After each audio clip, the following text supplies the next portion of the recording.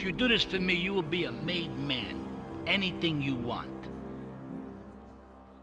Smack this, grab this, no need to practice. You got the assets, I'm doing the asking. 3D third-person shooters have been around since the mid-90s. Grand Theft Auto 1 and 2 weren't breakthroughs in the action genre as much as they were revelations when it came to creating open worlds. Generating a map as big as Liberty or Anywhere City that players could navigate with freedom of perspective as well as movement was technically impossible, until the turn of the century.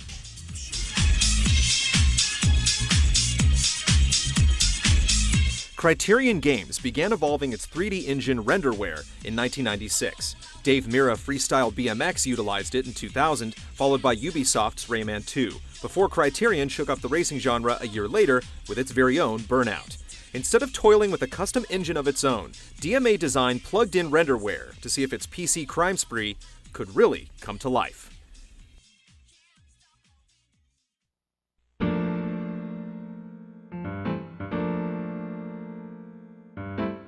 You did good back there, kid. Real good. Come on, let's introduce you to the Don.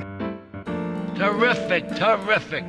Now listen, you guys, you go inside while I talk to our new friend here.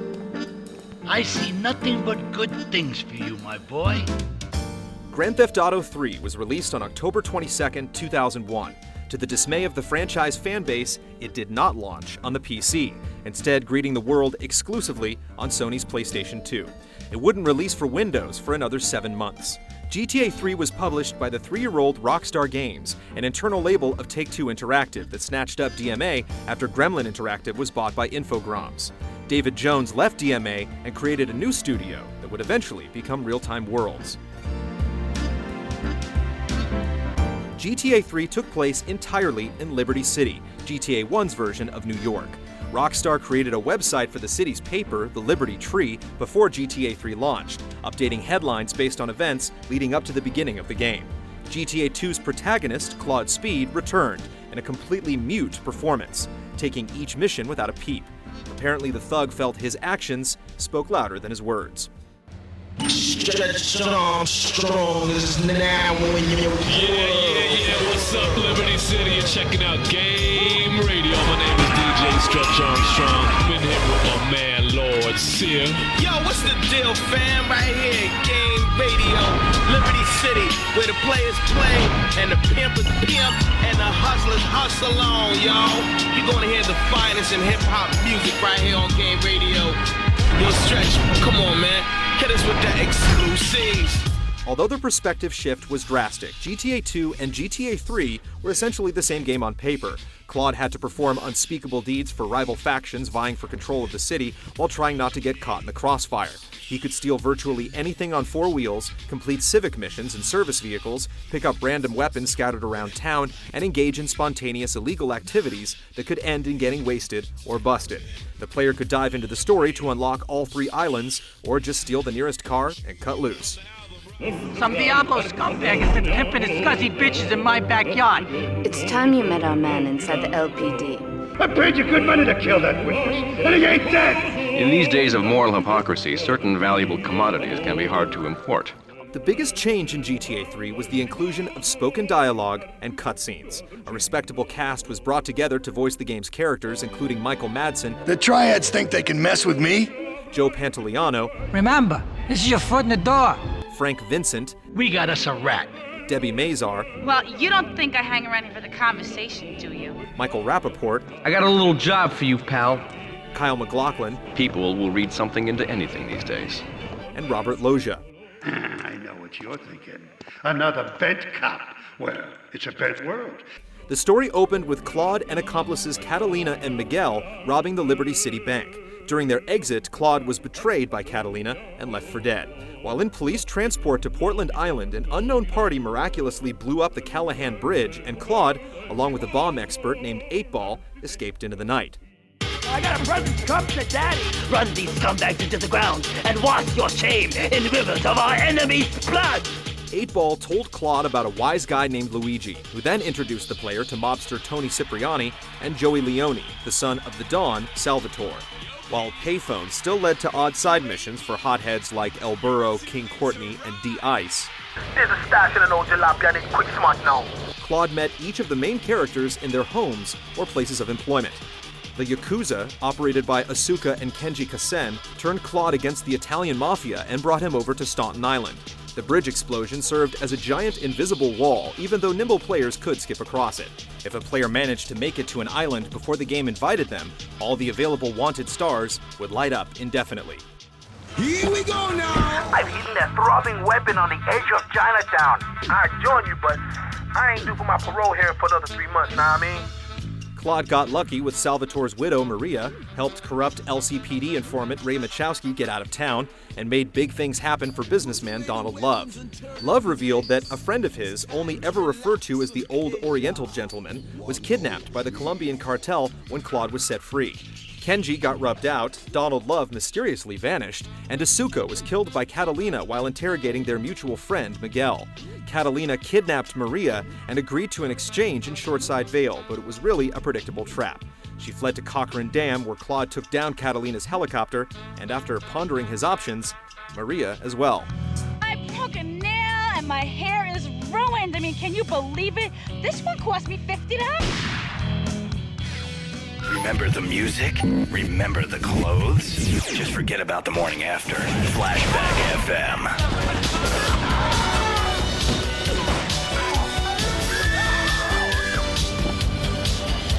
I'm Tony on Flashback FM. Here's one for people who were so hip, if you know what I mean. It hurt. DMA wisely used a lock-on targeting system for GTA 3's gunplay. While clunky, it let the player focus their aggression instead of running and spraying, although they could do that too. The mission compass from GTA 1 and 2 was replaced with a mini-map. A 24-hour clock was added that tracked the time of day, and Claude received the occasional message via his pager. A sniper rifle with a scope joined the arsenal, and the M16 also exclusively fired in first person. Guns could now be purchased at the local ammunition. If an Uzi was equipped, players could perform drive-bys, a helpful tactic when trying to take down enemy cars during missions. 4 camera angles could be chosen on foot, and 6 were available when in a car, including a cinematic fixed camera view and a top-down homage to the first 2 GTAs.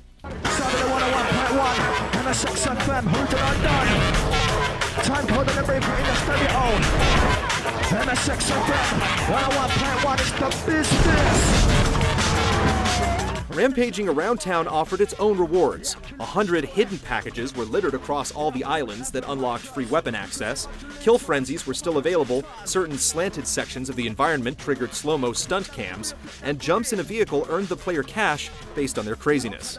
Although it was never intended to fly, patient pilots also got the dodo in the air. It didn't take long for players to discover the street used in the opening cinema hiding behind Shoreside Vale's mountain.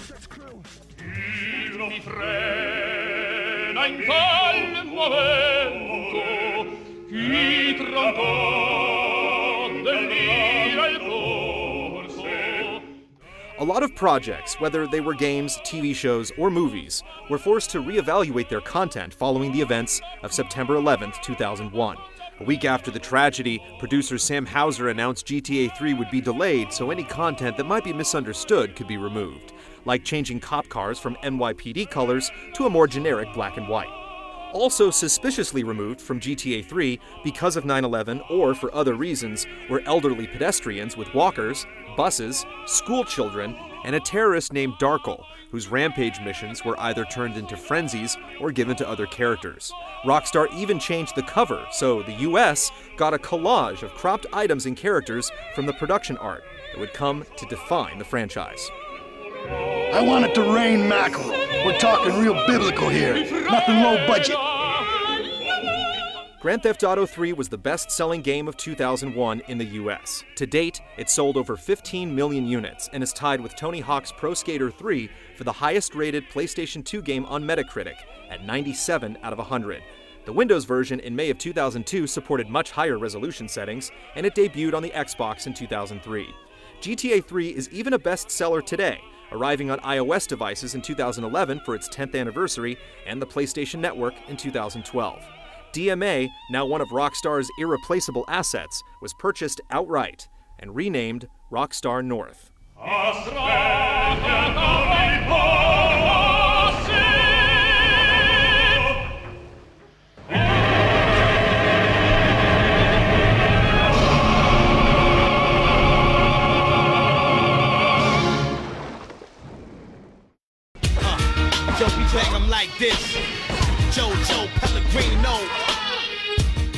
GTA 3 was also the most controversial game of 2001.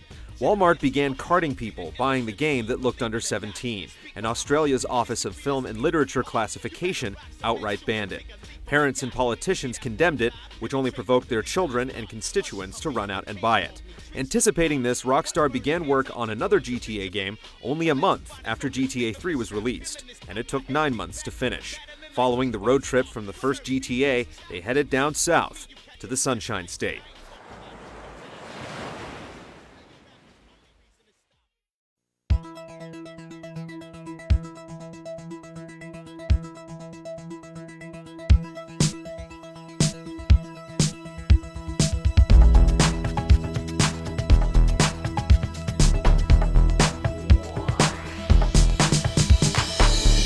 Grand Theft Auto Vice City was released on October 29, 2002 and was again exclusive to the PS2 for 7 months. Like Liberty City, Vice City was completely surrounded by water, although it took up almost twice as much space as the map from GTA 3. It brought some important upgrades to the series, but the core formula stayed the same. Missions opened up the map and unlocked new toys. One thing you gotta realize about this town, you gotta pack some heat. Hey man, my God! Hey, it's V-Rock, all the rock you want and some you don't. I know what the people want. Some mother-father V-Rock. Unlike Claude Speed, Vice City's anti-hero had plenty to say. Shut up, sit down, relax. I'll tell you what we're gonna do. The displaced mobster Tommy Vercetti was voiced by Ray Liotta, who led another all-star cast, including Tom Sizemore. You better not be screwing me, Tommy, because you know I'm not a man to be screwed with! Luis Guzman. These idiots, they're always trying to screw you. That's the problem with this business. Fairuza Balk. Let me point out some of our more distinguished guests. Burt Reynolds. A clean thinker. I like that. Danny Trejo. I'm going to make love like a man. You know that, chica? Lee Majors. Hey, Vercetti. Cougar says you can handle a bike pretty good. Jenna Jameson. Oh, Alex. I mean, Martha. Whatever you say. And Gary Busey. Son, I can shoot a fly off your head at 80 feet. Oh, really? Rockstar even cast actor Philip Michael Thomas, Miami Vice's Rico Tubbs. The way I see it, we two hombres in a strange town. We need to watch each other's backs. And one of the game's many direct references to the classic 80s television series. What is this? This is my art. Vice City's story took place in 1986, 15 years before the events in Grand Theft Auto 3.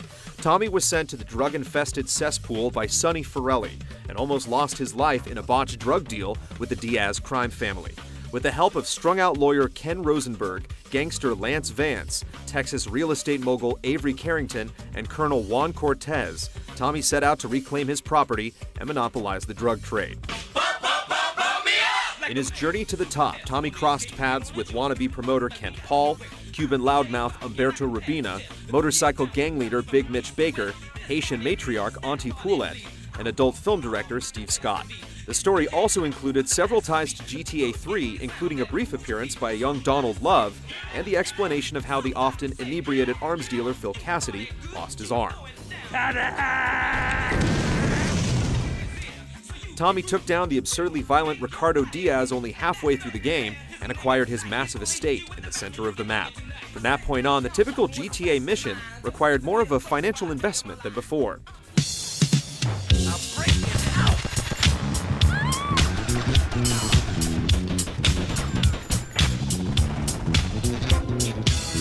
Tommy purchased real estate around the city that functioned either as a common safe house or potential asset. Failing businesses like Hoffman Cabs, Sunshine Autos, the Cherry Popper Ice Cream Factory, and the Vice City Print Works came with their own opinionated employees and string of missions. Completing all the necessary work unlocked the asset and a persistently generated profit Tommy picked up by stopping by each location. The real estate angle also emphasized the plethora of interiors in Vice City. Claude disappeared inside each safe house in GTA 3, but Tommy passed a door into several swinging locations like the Ocean View Hotel, Pole Position Club, Malibu Club, and the North Point Mall. Tommy also switched up his style with outfits unlocked by specific missions. Any failed mission could now be immediately restarted by getting in a marked taxi from the hospital or police station. Let's get some rock served up. This is V-Rock. V-Rock.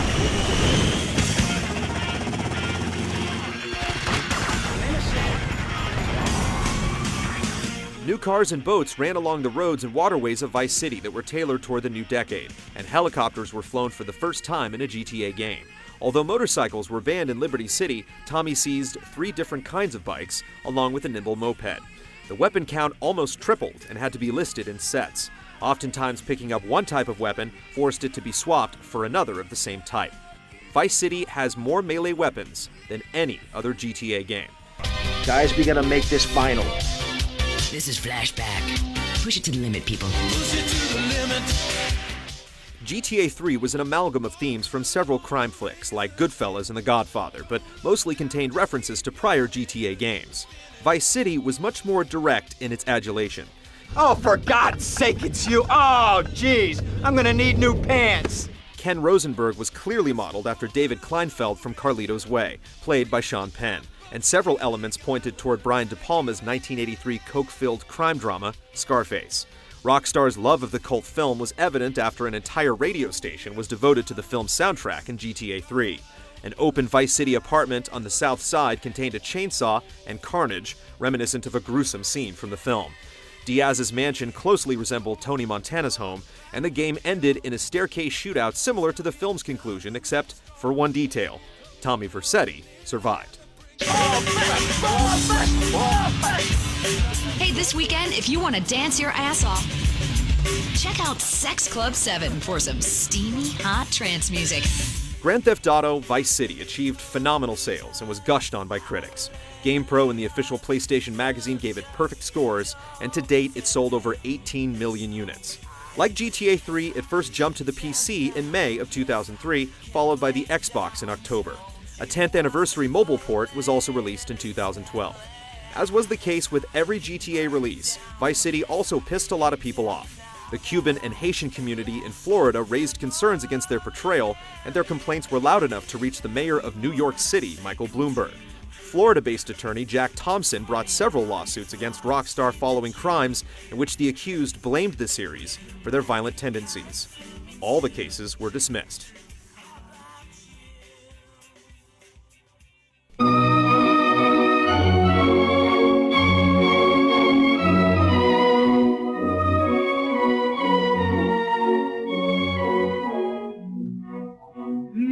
Grand Theft Auto 3 and its sequel, Vice City, laid the blueprint for a new genre in action games, the open-world crime drama.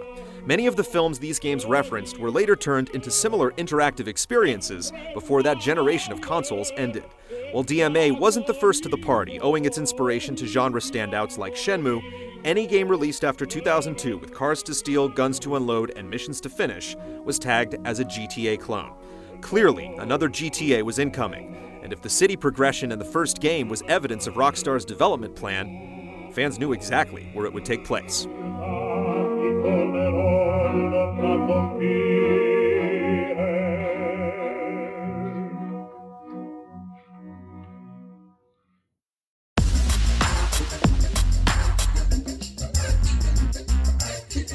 In part 3 of our retrospective, we go west, as Rockstar creates not one city, but 3.